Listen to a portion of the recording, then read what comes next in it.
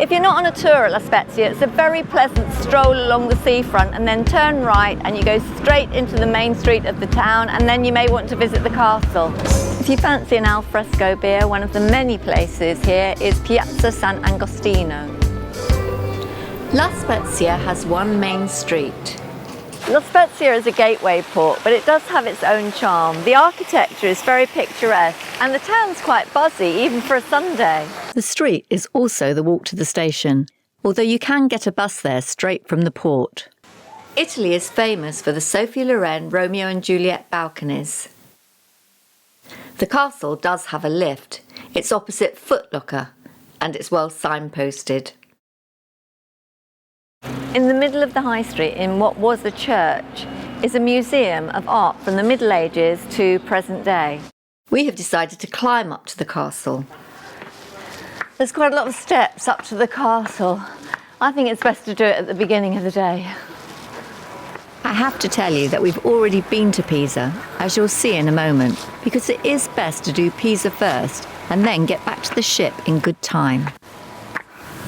The Castillo di San Giorgio is the most significant monument in La Spezia. It overlooks the port and it was built and extended several times during the 14th to the 17th century. That's 350 each. 350? Yes, okay, just want for the museum we don't have enough time. If you visit late in the day, you might not have enough time for the museum, as it may close early. So we've just met some people who said this is well worth the climb when we get to the top.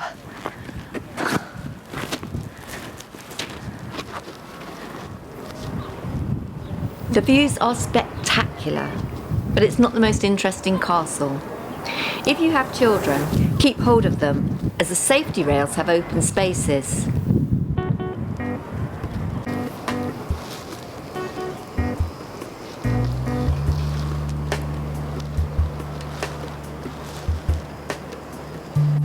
Take plenty of time to stand, stare, enjoy the view and get your breath back.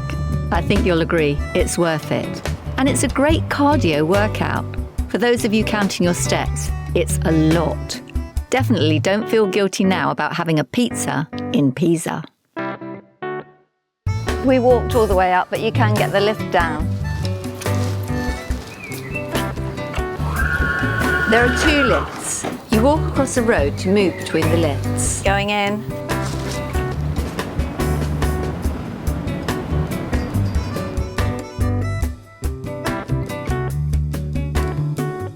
It's just opposite Foot Locker and right by Derby. If you're planning to go to Pisa or Florence, check the train timetables and leave enough time. You could also go to the wonderful beach at Porta del Mare by train and taxi. When you come out of the cruise terminal, turn right and go to the cathedral, and under the cathedral is the bus stop.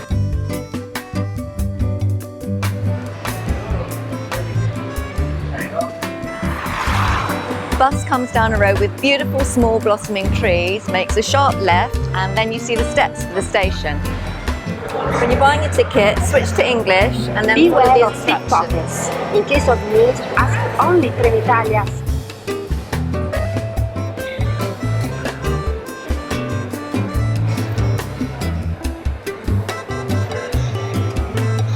You have to validate your ticket. When you come out of the station, there's a sign that tells you which way to walk for the tower.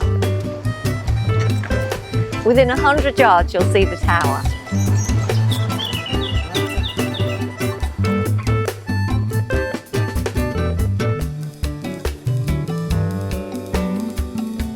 The fast train's about 45 minutes, the slow train's just over an hour, and it's literally a 5-minute walk down the road to here.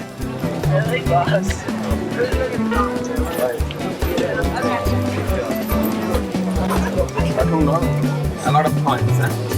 Scout.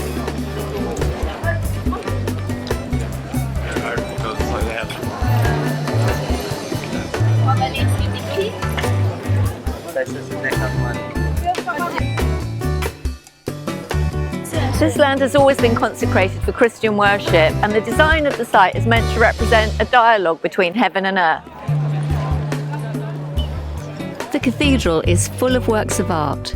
The ceiling is spectacular. It can get very crowded, so as always, keep your bag firmly closed and watch out for pickpockets.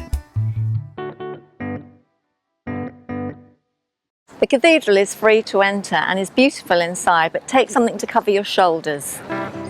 Italy is a very religious country, and the atmosphere is full of pride and respect. The queue for the ladies' toilet is longer than the queue for the cathedral. It's a tough job, but somebody's got to do it. I mean, who knows when it might fall down? I'm saving millions. If you want to do one of those pictures of holding up the tower, this is the best place. The hedge at the back is the best place to stand to do it. There are plenty of places to stop for refreshment. We're just walking down there to the town centre. We're taking a slight detour.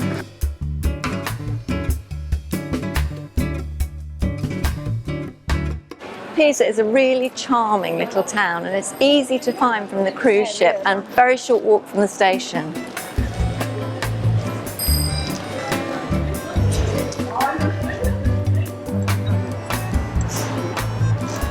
There's not many people can say they had a biscuit named after them, but Garibaldi did, and there's his statue.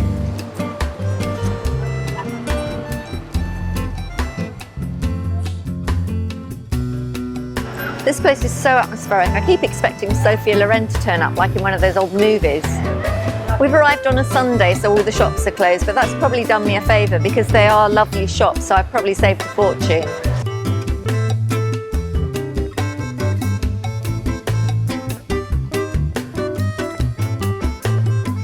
At the end of the high street is Central Station. It couldn't be easier.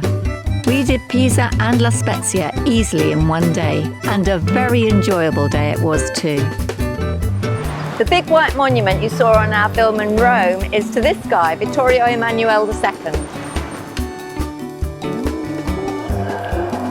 It's 2023. The Azzurra was built in 2010, so it's 13 years old now. We haven't been on for a while. Let's go and see if it's changed. Key fact to remember on the Azzurra: when you come out of the lift, you're always facing the front of the ship, unless you're on one of the two glass lifts on the atrium. We've arrived at Paphos. It's a tender port, where the castle is right near where the tender stops.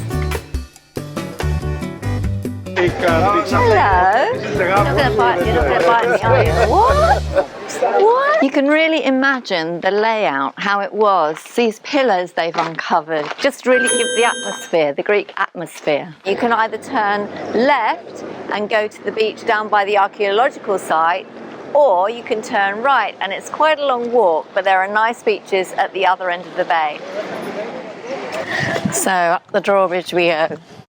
The original castle was destroyed in the earthquake, and it was rebuilt in the 13th century in the port.